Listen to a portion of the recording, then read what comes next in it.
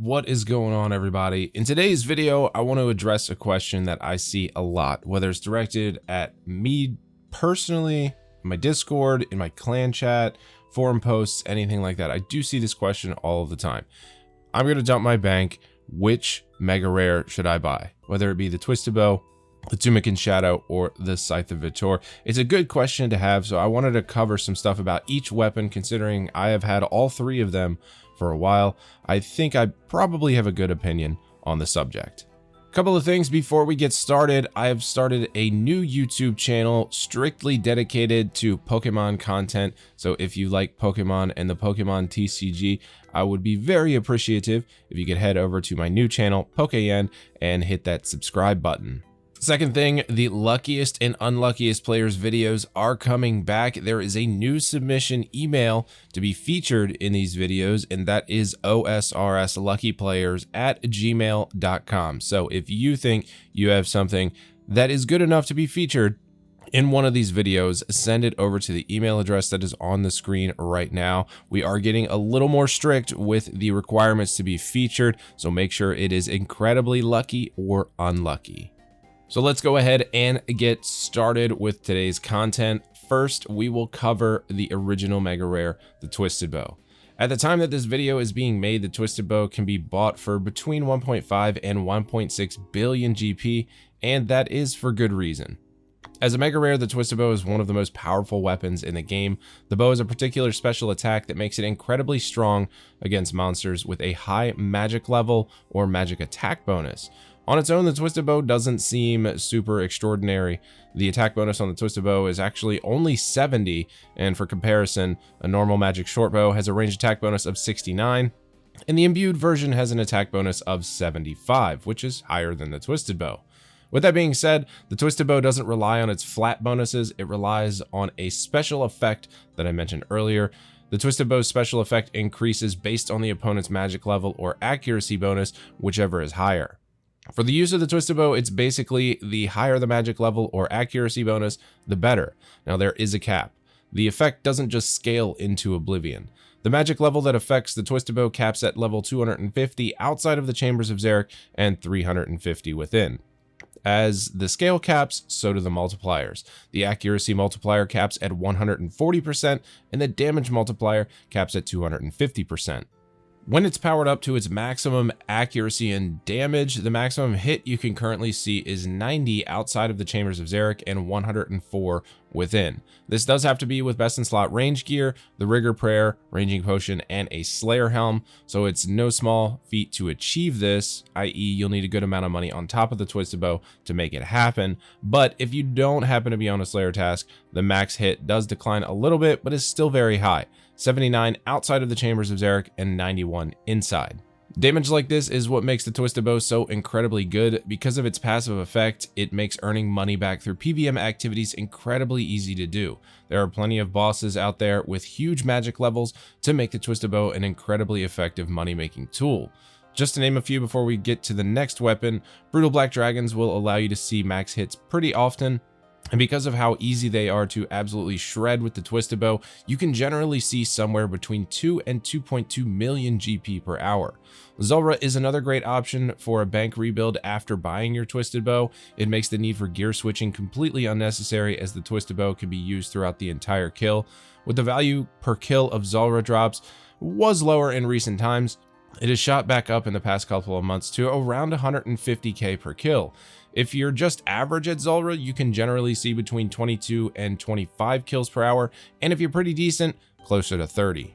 So with the Twisted Bow, expect to make somewhere between 3 and 4 million GP per hour here. Another place the Twisted Bow tends to shine is when used against Commander Zilyana in the God Wars dungeon. With a magic level of 300, Zilyana exceeds the damage and accuracy cap outside of the Chambers of Xeric by 50 levels. So of course you'll hit very well here with this particular bow. If you're decent at the boss, expect to see somewhere between 20 and 25 kills per hour, which can pull in between 3.5 and 4.5 mil per hour, providing you're on drop rate for the unique items Zilyana drops.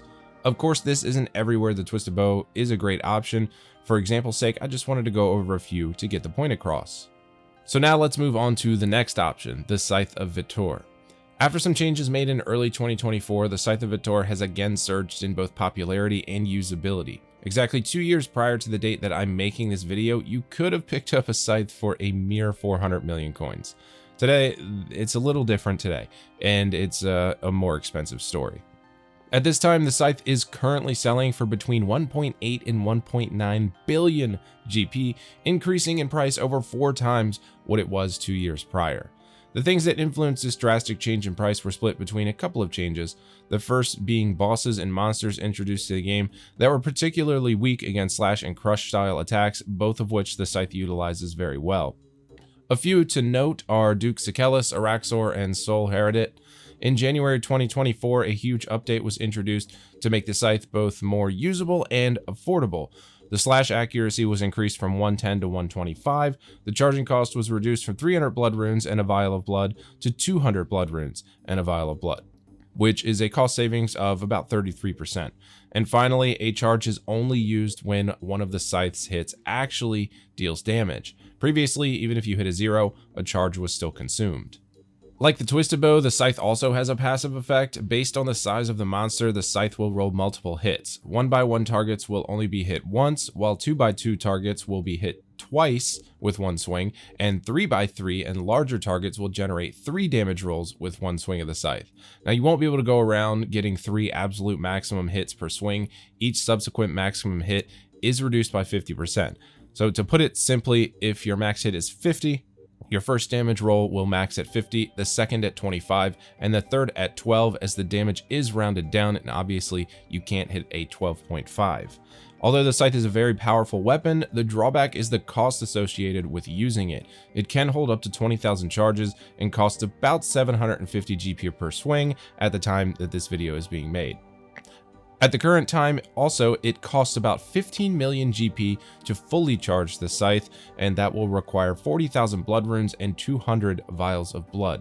As a 5-tick weapon, 20,000 charges will get you about 16.5 hours of combat time, which puts you at an average cost of about 900,000 GP per hour. So here's the dilemma. Can you make that money back with the Scythe? The answer is, of course, yes you can, if you choose the correct activities. The Scythe is particularly good in both the Chambers of Xeric and really shines in the Theater of Blood, which can both be huge bank builders once you gain a good understanding of the mechanics and are able to get through them quickly. Outside of raids, some other good options for the Scythe are AsukaYenOSRS, Vardorvis, Cerberus, and Araxor. Again, this isn't all the places that it's good at, just a few to provide examples. So if you are sure you can make the money back that it costs to use the Scythe, this might be the choice for you. Last, we will cover, of course, the Tumikin Shadow, which is the most recent superpowered weapon to enter old school RuneScape. Like the Scythe, the Shadow also incurs a cost to use, as it is a powered staff. Just like the other 2 weapons that we have covered, the Shadow also has its own passive effect. The Shadow has the special ability to multiply the player's magic attack bonus and magic damage by 3 outside of the Tombs of Amasket and 4 within. The multiplication of bonuses occurs based off of the player's worn equipment, so any magic, armor, and peripherals you're using will contribute to the bonus. With the current setup of best in slot magic gear, you're looking at a max hit of 72 outside of the Tombs of Amasket, and you'll also have to be on a Slayer task, 66 without a Slayer task, and 74 within the Tombs of Amasket. Not quite on Twisted Bow level, but still incredibly powerful nonetheless. But just like the Scythe, it also costs a fair bit of money to actually use the Shadow. Initially, the Shadow will cost you roughly 1.2 billion GP, which is the cheapest of these super weapons, but it also has to be charged. The Shadow can also hold 20,000 charges at a time, costing 40,000 soul runes and 100,000 chaos runes to do so. In terms of cash value, it'll cost you about 17.8 million GP to fully charge the staff. Also being a 5-tick weapon, total combat time is again about 16.5 hours, giving you an hourly cost of just below 1.1 million GP per hour. So again, you'll need to be sure you can make that money back wherever you're using this staff. Just like our other 2 superpowered weapons, of course the Shadow has its own places to shine. Some good places to have the best chance at breaking even or better are going to be inside the Tombs of Amasket, the Whisperer, Krill Susaroth, which is Zamorak God Wars, or Kriara, Armadillo God Wars. Because of the incredible bonus that the staff can provide, it greatly outpaces a monster's magic defense level. Even at this point, the shadow can also be used to take down the final boss of the Inferno. Some people have resorted to the magic method within the Inferno because of the shadow's incredibly powerful passive effect. So now the question becomes, which of these weapons is right for you? Well, this all depends on the activities you're looking to do.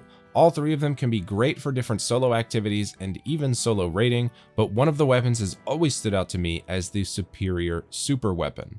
I'm sure it's a pretty easy guess, but of course I am going to go with the Twisted Bow. Although it is extremely expensive to acquire, the amount of money that can be made with it without spending too much to make that money in the first place is much more appealing to me.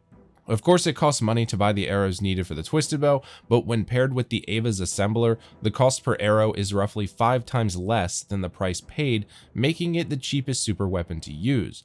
The Scythe costs about 900k per hour to use, the Shadow 1.1 million per hour, but the Twisted Bow paired with the Ava's Assembler only costs about 425k per hour. I should note that is if you're using dragon arrows. Although you'll take a slight DPS loss, amethyst arrows can lessen that cost further down to about 50k per hour. Now when bossing, you should always be using dragon arrows, but some arbitrary AFK money making activities such as brutal black dragons, amethyst arrows can most certainly be used in place of the dragon arrows to generate nearly pure profit. So here's my suggestion to you. If you are dumping your bank for a rebuild, the Twisted Bow remains the undefeated king of money making. The costs are low, there are many opportunities to earn vast amounts of money in multiple different places without incurring a high usage cost, and who doesn't like hitting 80 plus damage on stuff? So that is going to wrap this one up. I hope that for those of you out there that have had this question in your mind, which super weapon do I dump my bank for? I hope that I've answered your question, and if my answer isn't the same as yours, I hope that I have at least provided you with enough information to solidify your own personal decision. As always, if you like this video, please leave a thumbs up down below. And if you haven't done so yet, tap that subscribe button on your way out. And if you're so inclined and you also like Pokemon content, check out the link in the description below to my Pokemon channel. I would really appreciate if you guys subscribe to that channel as well. With that, thank you guys for watching. I will see you on the next one. Take it easy.